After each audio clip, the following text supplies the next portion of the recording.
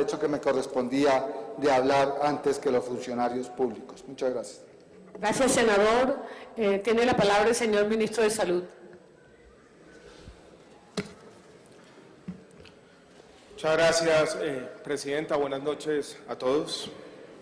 Saludo especial a los citantes al debate, a los televidentes. Quiero enfocar mi presentación, si se quiere, aprovechando la invitación que nos hizo el senador Robledo, diciendo que hubo un debate previo en el año 2011 y él planteó una especie de corte de cuentas. Pasado algún tiempo, ya varios años, 2011, 2014, y nos decía el senador Robledo que en el entretanto, en estos 2 años largos, no ha pasado nada y las cosas incluso han empeorado en el sector salud. Senadores, senadoras, yo les voy a demostrar todo lo contrario, que han pasado muchas cosas, que aquí hay una estrategia de mejoramiento continuo y espero, senador Robledo, que después de mi intervención usted pueda recapacitar y retirar la insinuación que hizo de la renuncia, porque se va a dar cuenta que yo no sé si sus omisiones fueron involuntarias o deliberadas.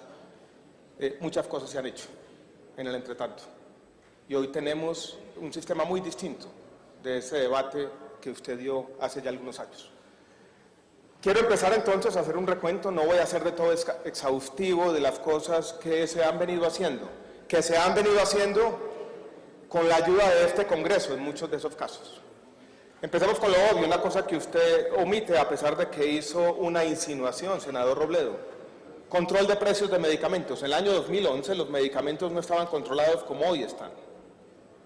Y en el entretanto se han controlado más de 800 medicamentos utilizando una metodología, siguiendo las mejores prácticas de la OECD, entre otras, que lo que hace, y esto es bueno que los colombianos lo sepan, es comparar el precio del medicamento en Colombia con 17 países de referencia y asegurarnos que los precios en Colombia no van a ser más altos que el tercer o cuarto país que tienen los precios más baratos.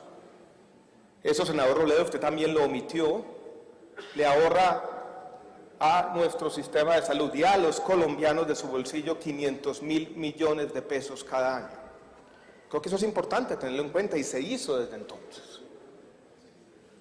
Esa medida, entre otras cosas, ha desincentivado los recobros al FOSIGA, como lo voy a mostrar en un minuto. Sigamos con las medidas, que son muchas, de control. Tampoco la mencionó el senador Robledo, yo creo que no la conocen bien los colombianos. El decreto 4023, que entre otras cosas crea lo que se llaman las cuentas maestras del recaudo del régimen contributivo, que nos ha permitido aumentar el recaudo en algo así como 200.000 millones de pesos mensuales y que nos ha permitido con la base de datos única de afiliados y el PILA tener la información que antes nos daban las EPS. Usted dice que nosotros dependíamos de la EPS de la información, dependíamos de ellas para la información. En la compensación eso ya no es así. Ya hay un mucho mayor control de todos los días, decreto 4023 y pasó desde entonces, tomando las riendas del sistema de salud como corresponde. Tampoco dice el senador Robledo cuando dice para la otra información del sistema, que es la de la base de datos de suficiencia que alimenta el cálculo de la UPC, que nosotros no tenemos ningún control. Pues ahí se tienen más de 7 mallas de validación. Y el porcentaje de datos, tenemos 352 millones de registros que pasan las mallas de validación, ha aumentado del 70 al 95%. Aquí tenemos control, estamos tomando el control del sistema de salud y las cosas están mejorando y mejorando sistemáticamente. De pronto no somos capaces de contarlas, pero también se hace una omisión, no se dice nada de lo que está pasando. Tampoco se dice que en el tema de los recobros, por ejemplo, hoy tenemos giro directo a las IPS. Entonces ya no tenemos recobros en muchos casos, son cobros directos por las empresas que prestan el servicio, lo que también nos ahorra o nos disminuye las posibilidades de fraude y permite que los problemas de liquidez que afectaron a este sistema sean hoy mucho menores. Hoy tenemos también en el FOSIGA para el tema de los recobros auditorías independientes. Hoy tenemos también, no lo teníamos entonces, radicación electrónica para el tema de los recobros. Pero como no todo puede ser financiero, yo creo que también hay que decirle claramente a los colombianos las cosas que han pasado desde entonces. Hoy tenemos los planes de beneficios unificados entre los regímenes contributivo y subsidiado, con una UPC que ya es casi la misma. En un sistema de salud, a pesar de todos los problemas, que ha logrado cubrir casi la totalidad de la población con un plan de beneficios idéntico. Yo les digo, senadores, ustedes pueden ir a un país como México, por ejemplo, que nos supera en algunas dimensiones y comparan el plan de beneficios del Instituto Mexicano de los Seguros Sociales, el equivalente allí al régimen contributivo, y el del Seguro Popular, que es el equivalente al régimen subsidiado, van a encontrar una brecha grandísima. Colombia, nos dicen los mismos mexicanos, me lo dijo a mí la secretaria de Salud de México, Colombia va 10, 15 años adelante. Y eso se hizo, esa igualación de los planes de beneficio. No solo la igualación de los planes de beneficio, también en este lapso, la ampliación sistemática de ese plan de beneficio, o sea, se igualan y al mismo tiempo comienzan a crecer. Y hemos incorporado más de 180 nuevas tecnologías, entre ellos medicamentos biológicos. Si ustedes van a Ecuador, por decir cualquier cosa, y miran el equivalente allí de un afiliado en el régimen subsidiado y esa persona tiene una enfermedad renal crónica y tiene que hacerse su diálisis día de por medio, esa persona o tiene que vender su pequeño negocio familiar, o tiene que apelar a la solidaridad pública, o simplemente se muere. Hoy en Colombia tenemos 12.000 personas en el régimen subsidiado que reciben su diálisis todas las semanas, religiosamente, con la mejor calidad tal vez de todo el continente americano. Así lo han reconocido incluso las sociedades científicas una y otra vez. Entonces la invitación que yo hago, senadores, y a los televidentes es no caer en esta suerte de fracasomanía, afirmaciones rotundas que no respetan los hechos y lo que ha venido ocurriendo. Yo creo que como sociedad también tenemos que ser capaces de reconocer lo que hemos hecho juntos. Y a pesar de los problemas, y yo creo que reconociendo los logros como se va avanzando poco a poco, a pesar de los problemas, repito, yo creo que hemos venido progresando. Sigo con lo que se ha hecho aquí. Nos dice el senador Robledo que yo soy un enemigo declarado de la tutela. Pues aquí les presento, señoras y señores, esa suerte de paradoja. El enemigo declarado de la tutela que está aquí fue el que promovió en este Congreso la ley estatutaria de la salud que convierte la salud en un derecho fundamental. Allí por lo menos hay una contradicción.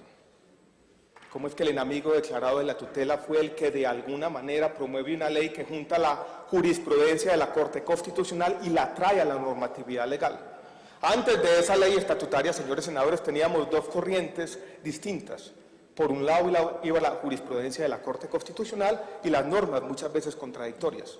Lo que hicimos fue en esa ley, que aquí discutimos y aquí aprobamos, y puedo estar orgulloso de eso, juntar una cosa con la otra. Estamos esperando la sentencia para que el presidente, ojalá en los próximos días, sancione esa ley que va a tener efectos importantes sobre la evolución ulterior de nuestro sistema de salud. Quiero hacer unas pequeñas aclaraciones sobre lo que yo dije sobre ese reporte de la Defensoría la semana entrante.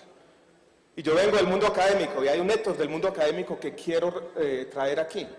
Y es que uno respeta los estudios leyéndolos y criticándolos. Y señalando dónde hay aciertos, pero dónde puede haber errores. Y en el país hizo carrera un porcentaje, un análisis de nuestro sistema de salud diciendo que el 70% de las tutelas son por servicios POS.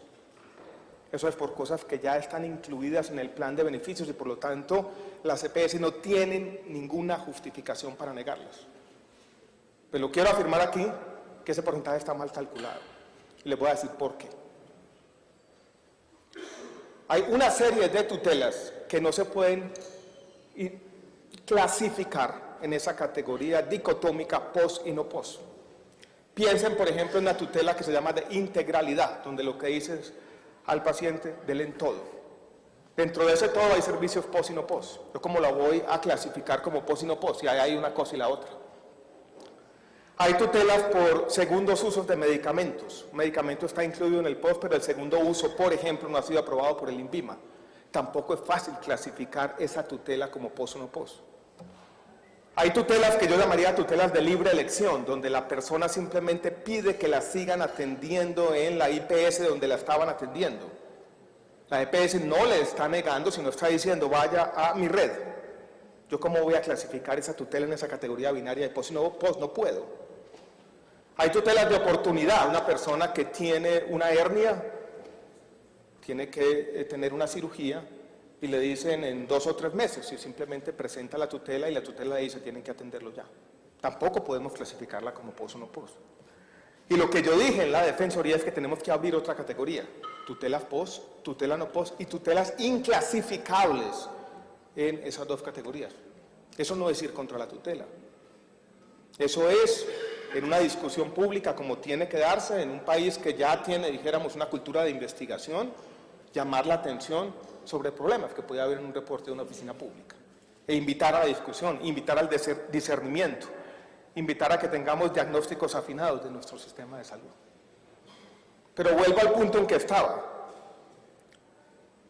No pueden decir que yo estoy contra la tutela cuando aquí promovimos y discutimos la ley estatutaria de salud. Quiero seguir con las cosas que estamos haciendo. Y lo he reconocido aquí en este Congreso y lo he reconocido en todos los escenarios públicos que nosotros tenemos problemas o dificultades financieras de nuestro sistema de salud. No es la noche para hacer un recuento exhaustivo, pero esos problemas vienen de diversa índole, fallas regulatorias del Estado, promesas de esfuerzo propio territorial que no se cumplieron, el aumento desbordado del NOPOS que creció de 200.000 millones en el año 2006 a 2 billones en el año 2010 y que podríamos decir casi quebró nuestro sistema de salud. Y también, hay que decirlo, desviación de recursos por fallas regulatorias y problemas que tuvimos. Pero desde entonces hemos estado lidiando con la crisis financiera y la primera acción importante para resolver cualquier crisis financiera es estabilizarla. Y yo puedo decirles, senadores, a los colombianos esta noche que la crisis financiera se estabilizó. Con orgullo, si se quiere, porque es un problema difícil. Y la crisis financiera tenía que partir de un reconocimiento que muchas veces no se hizo. Y yo creo que hubo un error de diagnóstico de toda la sociedad. Y fue entender que ese hueco que se había creado, esas deudas acumuladas del sistema y ese deterioro patrimonial de las empresas pagadoras o EPS, esos problemas financieros que hoy siguen sumando entre 2 y 3 billones de pesos, no iban a poder ser resueltos con los mismos recursos de la unidad de pago por capitación que son para prestar los servicios corrientes de todos los días. Entonces, cuando se dice, ¿por qué no pagan el pasado y al mismo tiempo prestan los servicios? Hay una contradicción, no pueden hacerse las 2 cosas al mismo tiempo. ¿Y qué es lo que hemos hecho con la ayuda de este Congreso? Con la ley 1438 y sobre todo con la ley 1608 que aprobamos aquí en el mes de diciembre del año 2012. Traer recursos adicionales a los recursos de la UPC para que las entidades territoriales y el mismo FOSIGA con sus excedentes puedan empezar a cancelar esas deudas e ir resolviendo poco a poco, gradualmente, con responsabilidad la crisis financiera, hasta hoy estabilizarla. Y eso también ha pasado y eso tampoco se dijo esta noche. Y ese ha sido un esfuerzo difícil, heroico, donde nos falta seguramente mucho por hacer, pero yo creo que vale la pena reconocerlo también. Porque aquí aprobamos la 1608, aquí se aprobó y yo creo que ustedes, senadores, también tienen que tener en cuenta lo que pasa, por ejemplo, con el giro directo del régimen subsidiado. Antes los recursos a muchas de nuestras IPS públicas de primer nivel, las empresas sociales del Estado, se demoraban más de 90 días, hoy llegan en 5 días en promedio. Hoy existe un control estricto sobre los recursos del régimen subsidiado. Hoy lo podemos reconocer, que hubo un error de diseño en la ley 100 original con los famosos contratos municipales. El senador Navarro seguramente los conoce, del régimen subsidiado. Y ahí se perdieron casi 500.000 millones de pesos, que son parte del hueco de esa crisis financiera. 500.000 millones de pesos sobre lo que ningún organismo de control ha mirado, paradójicamente obsesionados de pronto en otros temas. Entonces aquí, lo digo, hemos venido avanzando en la crisis financiera, en más medidas de control y en algo que yo pudiera resumir como más gente afiliada, 2,5 millones de personas adicionales para tener casi la cobertura universal, más beneficios y más equidad. Más gente, más beneficios y más equidad, con todos los problemas que tenemos que resolver. Pero yo creo que es francamente injusto con el gobierno con el Congreso, con la sociedad entera que ha hecho un esfuerzo importante, decir que aquí no ha pasado nada y que lo que tenemos es simplemente un empeoramiento de las cosas. Eso no es compatible con los hechos y con lo que se ha hecho. No es respetuoso con un grupo de funcionarios comprometidos que trabajan en un problema muy difícil y que hoy puedo decir con orgullo hacen parte de un equipo de lujo en el Ministerio de Salud y Protección Social, que hemos venido consolidando con esfuerzo, porque ustedes saben que hoy en día no es fácil ser funcionario público en Colombia. Y queremos seguir avanzando. Y por eso no para saltarnos el Congreso, senador Robledo, sino para hacer lo que ustedes mismos nos han reclamado una y otra vez, es que reglamenten las leyes que aquí se aprueban. Hemos planteado cosas interesantes. Uno, ustedes lo conocen, es reciente, un avance que da el Sistema General de Seguridad Social en Salud incluso más allá de los regímenes especiales, del Magisterio, de las Fuerzas Armadas, es decir, todos los muchachos jóvenes entre 18 y 25 años pueden ser beneficiarios de sus padres, así estén estudiando o no. Eso también es un avance. También se omite, vuelvo y repito, de manera deliberada o involuntaria, pero se omite. Estamos a punto de firmar un decreto para el tema de los medicamentos biotecnológicos, para garantizar competencia a aquellos medicamentos que se le van a vencer las patentes. Hoy los medicamentos biotecnológicos le cuestan al sistema de salud más de 2 billones de pesos, son un porcentaje muy grande de los recobros, y si no garantizamos competencia, la viabilidad futura de nuestro sistema puede verse amenazada, sobre todo si tenemos en cuenta una ley estatutaria que nos va a abrir más las puertas a las nuevas tecnologías que siguen llegando a los sistemas de salud. Y ese decreto ha sido fruto de un trabajo de un grupo de profesionales del Ministerio que han tenido no solamente un liderazgo al interior del país, sino un liderazgo global. En la Asamblea Mundial de la Salud, en el mes de mayo, ese grupo de profesionales promovieron una resolución que dice, entre otras cosas, que los países tienen que tener autonomía a la hora de fijar cómo van a ingresar, cómo sus agencias sanitarias van a permitir que ingresen biotecnológicos. Ustedes han visto el debate que se ha dado en el país, no es un debate fácil, donde le hemos parado de frente a las compañías multinacionales farmacéuticas y decimos, Colombia va a hacer esto y no vamos a tener barreras innecesarias de entrada para los medicamentos, para esa nueva generación, digámoslo así, de medicamentos genéricos. Tenemos un decreto también a punto de firmarse, que va a corregir o enmendar un error histórico de nuestro sistema de salud en las zonas dispersas, para llevar a San Felipe Guainía, allá en la punta de Colombia, el sistema de salud que nunca ha llegado, digámoslo a ciencia cierta. Usted lo conoce, senador Galán. Donde básicamente se invierte la ecuación, podríamos decir, y ponemos que en esos casos la oferta tiene que ser preponderante, porque el aseguramiento sin oferta allí no significa nada. Tenemos que empezar a dotar los centros y puestos de salud, poner la telemedicina donde tiene que estar, que la S de la capital del departamento juegue un papel, incluso que exista un hospital padrino de esa empresa social del Estado y no tengamos allí algo que no tiene sentido y es competencia entre aseguradores, que tengamos un único asegurador y ojalá un único operador de esa red de prestadores y centros y puestos de salud en el departamento. Ese es lo que hemos llamado el decreto de zonas dispersas. También para que no se repitan los errores del pasado, que tienen que ver con un mal régimen de inversión de reservas técnicas, tenemos un nuevo decreto en ciernes de habilitación financiera, para que no pase lo que pasó en Salucop, en otras tantas. Tenemos listo ya para también cuestión de un mes y medio, un decreto que llamamos decreto de afiliación, que nos va a permitir, entre otras cosas, responder a una pregunta que nos han hecho en todos los escenarios para la que no teníamos una buena respuesta. A mí me decía, ministro, usted está hablando de derecho fundamental a la salud, pero ¿qué pasa con un desempleado, un cesante? Pierde su trabajo, queda desprotegido, no puede entrar al régimen subsidiado, para proteger a esa persona también, para generar los mecanismos de protección, y en ese decreto de afiliación vamos a incorporar también buena parte de la jurisprudencia de la Corte, por ejemplo, en el asunto del grupo familiar. A mí no me pueden decir que estos decretos, frutos de las leyes que ha aprobado este Congreso, es una forma de evadir el debate de la reforma a la salud. No, estos son mejorías del sistema y mejorías para que los colombianos puedan decir tenemos la salud como un derecho fundamental. Esto no es una forma de evadir el debate, esto es simplemente un una forma de asumir nuestra responsabilidad plena con los colombianos. Si hay asuntos legales, aquí los traeremos y aquí daremos el debate en los diferentes aspectos del sistema, que son muchos. El superintendente va a hacer unas precisiones sobre el tema de Saluco. Yo al respecto quisiera decir lo siguiente. Primero, que la intervención nos permitió hacer algo que era muy difícil, y es un sinceramiento financiero y contable de esa EPS intervenida. La EPS se interviene no por un tema de desviación de recursos, sino por un asunto de problemas con la contabilidad. Ya lo va a explicar el superintendente. Entonces, un aspecto primero, ya sabemos qué pasa allí. Segundo, tenemos mucha mayor gobernabilidad, como lo va a explicar el superintendente y como también lo omitió aquí el senador Robledo.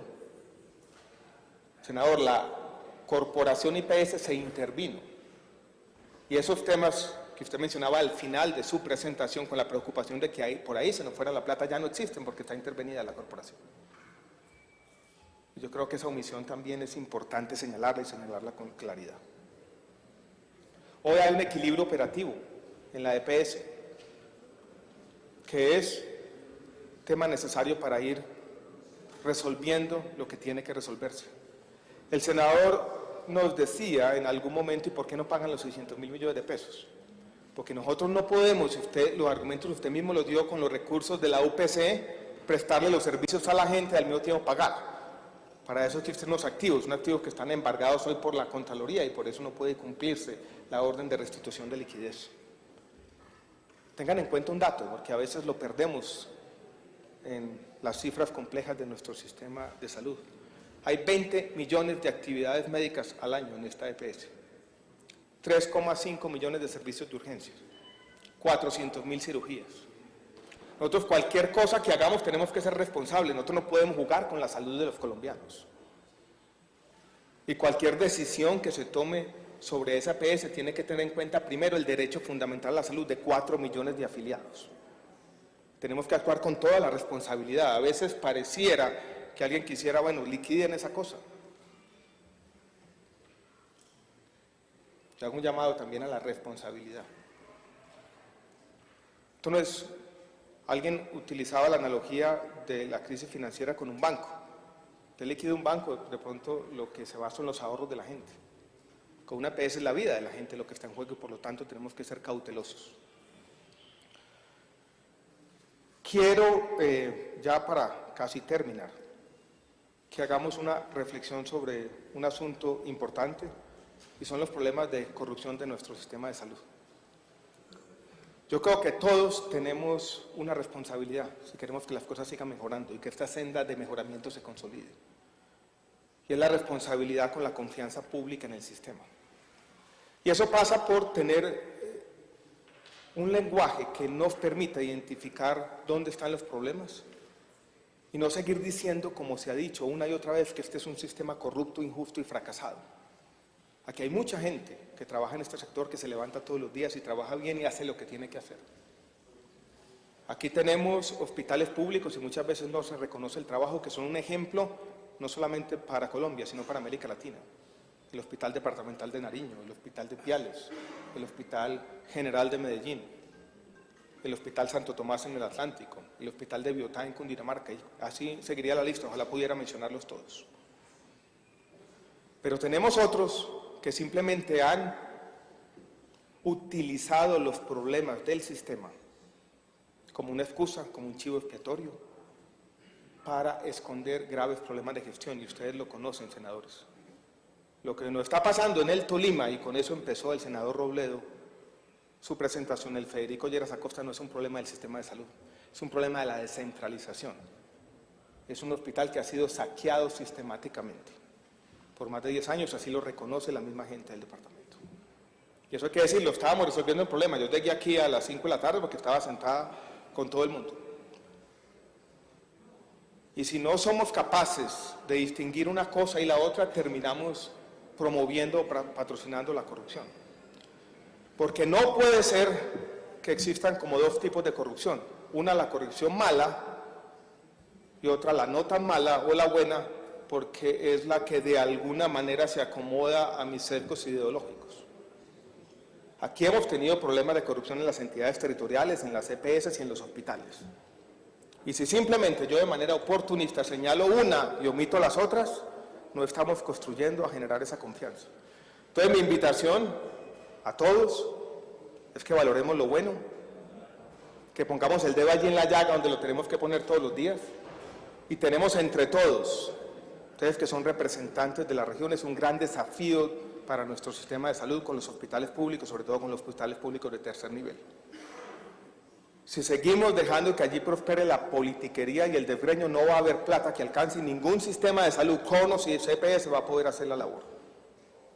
Y lo que está pasando en Córdoba con el Hospital San Jerónimo o en Cesar con el Hospital Rosario Pumarejo de López, y no quiero hacer una lista exhaustiva, ya mencioné Federico Lleras Acosta, es una vergüenza para todos. Yo creo que eso es importante, señalar los problemas, poner el dedo en la llaga, pero también señalar a quien hace las cosas bien. Entonces mi invitación para todos es que sigamos dialogando sobre los problemas de nuestro sistema de salud, sigamos apelando tal vez a la única forma del cambio social, que es el reformismo democrático, ir haciendo las reformas, ir mejorando los problemas con un diagnóstico certero de lo que pasa. Pero eso también incluye ser capaces como Congreso, como sociedad, porque ustedes han sido protagonistas de mucho de lo que ha pasado aquí, reconocer que también hemos hecho cosas y que aquí se ha trabajado con método y con voluntad para mejorar aspectos importantes de nuestro sistema de salud. Muchas gracias, señora presidenta. Gracias, señor ministro. Tiene la palabra el señor superintendente y después damos la palabra